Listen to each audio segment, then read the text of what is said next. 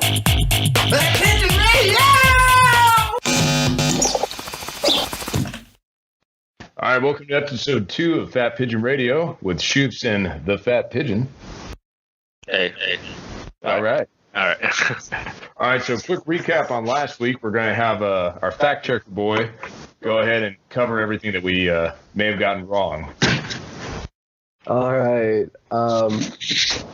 So last episode, there was the comment made about the Panama Canal being the largest dry dock in the world. Not even close. The largest dry dock in the world is actually the Titan. It's in the floating dry dock that is located in the country of Malaysia. All right. This Also, someone said the year of Don't laugh. Alita Battle Angel takes place. It was in, I think, 3000. It's 2563. Only 500 years off. That's not bad. Yeah. And there was a statement made about car fumes. So it not only displaces oxygen, but replaces oxygen in the body with carbon monoxide, which leads to carbon monoxide poisoning. But that can only really happen in an enclosed area where you don't have any ventilation. And So then, science. And then the Boring Company, the history of the name, it bores tunnels to alleviate traffic and congestion caused by traditional roads. Credit follower Yuki for bringing that to our attention. All right, I think that covers everything from our fact checker. Thanks for updating us. Anyway, Fred, so how's your last week been? My last week? Mm-hmm. Since we last spoke. We spoke yesterday. All right. I mean, the idea was that this has been a whole week. We're still working on our episode changes here, but anyway, thought I'd bring your attention. I was looking at my stocks last night, and they actually reported to me some major updates to keep a lookout for. And You mean this morning?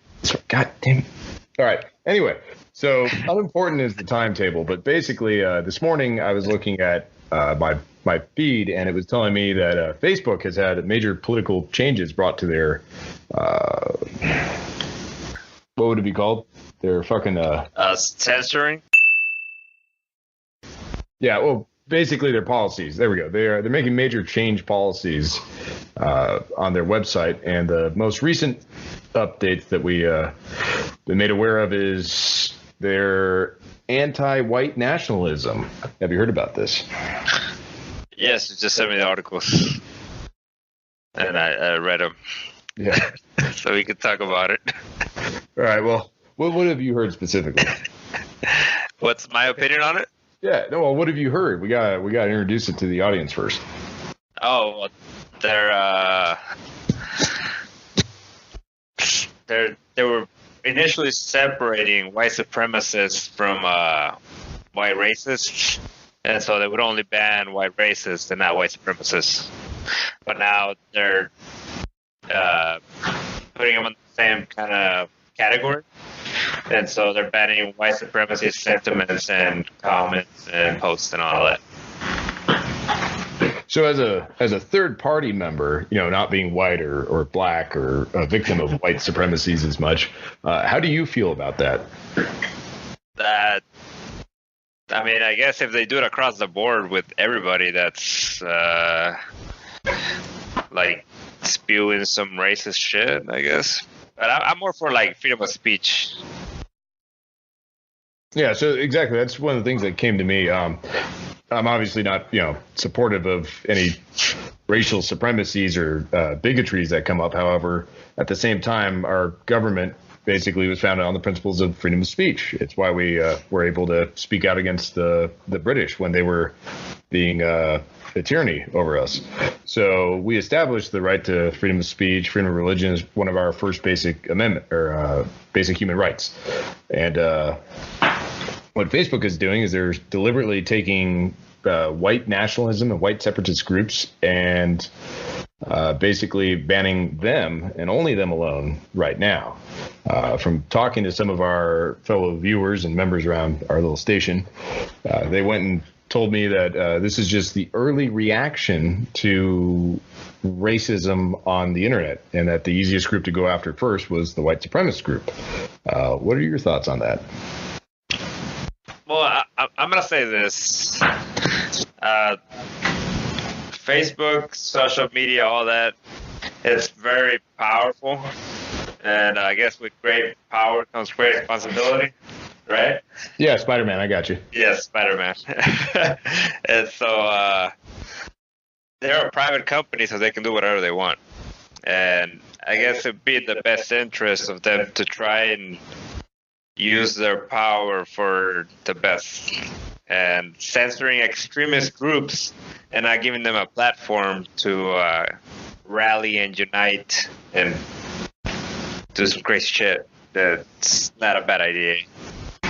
That's actually a very interesting perspective, because basically we've gotten to this point now that Facebook is almost modern news. That's why we're having this debate between fake news. You are fake news. It's basically the new generation of media that everyone turns to for all their information, because they don't want to read through all the political junk that we see on CNN and MSNBC and Fox.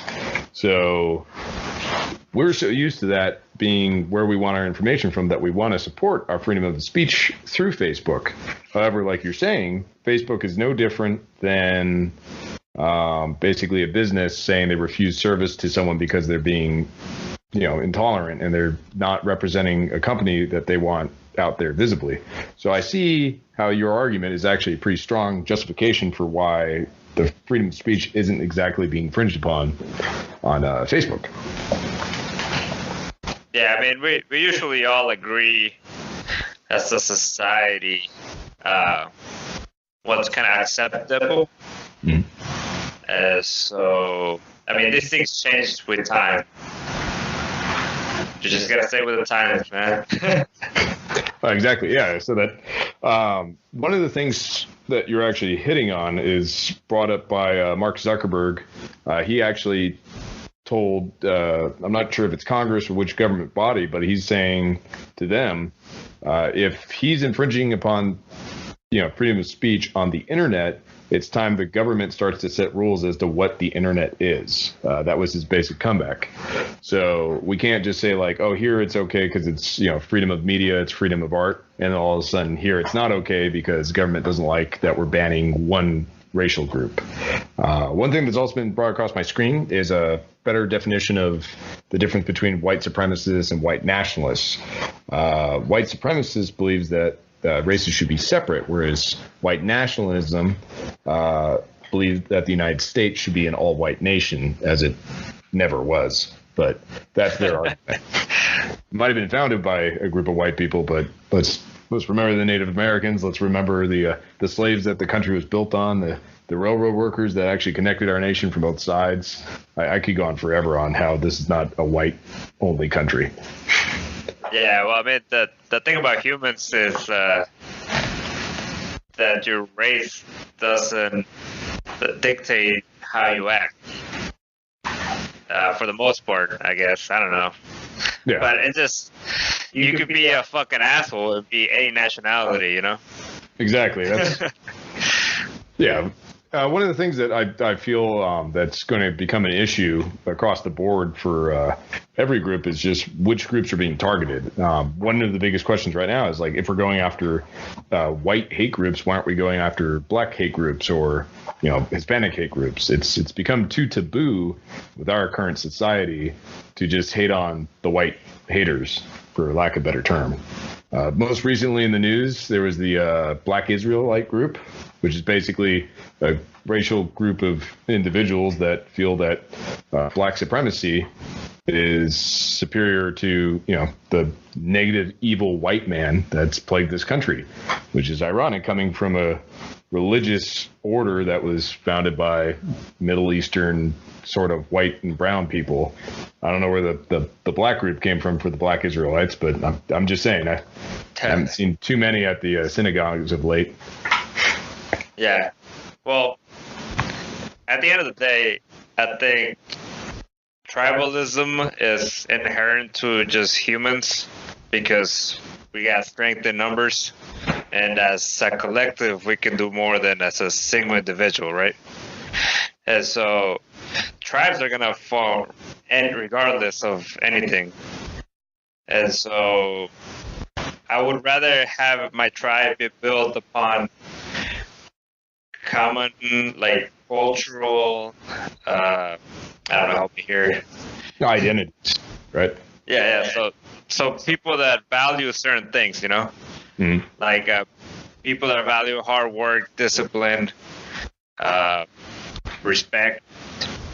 I don't know. I'm sure we could come up with some guidelines of what would be a better society, better culture.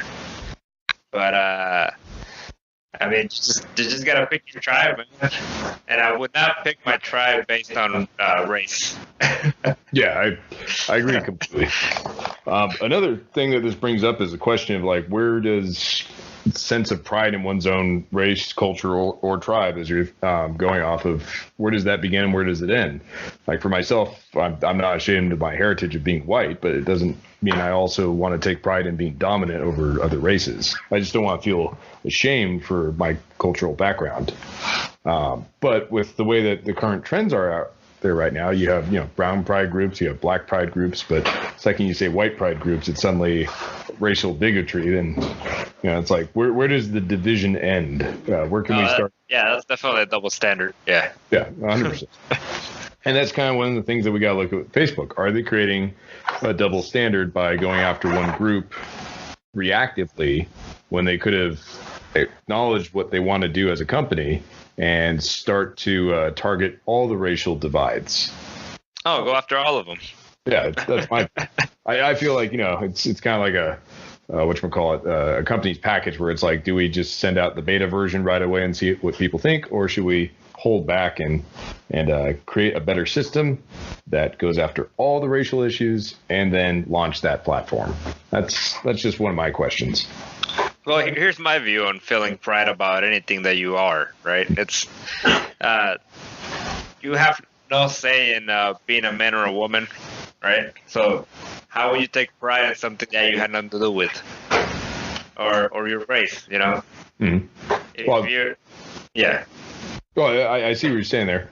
I know I take pride in being a man. I did not have a choice in being a man, but I'm happy to be a man. I'm proud of what I've accomplished as a man. I can pee while I stand. It's I squat when I poop and I pee when I stand, and I take a lot of pride in like usually hitting it inside the toilet. And that's just one of my achievements as a guy. It's the greatest achievement. Yeah. So anyway, I think we've hit the nail on the head on that topic. Why don't we take a quick break and check in with our sponsors right now and see where we stand with that. All right.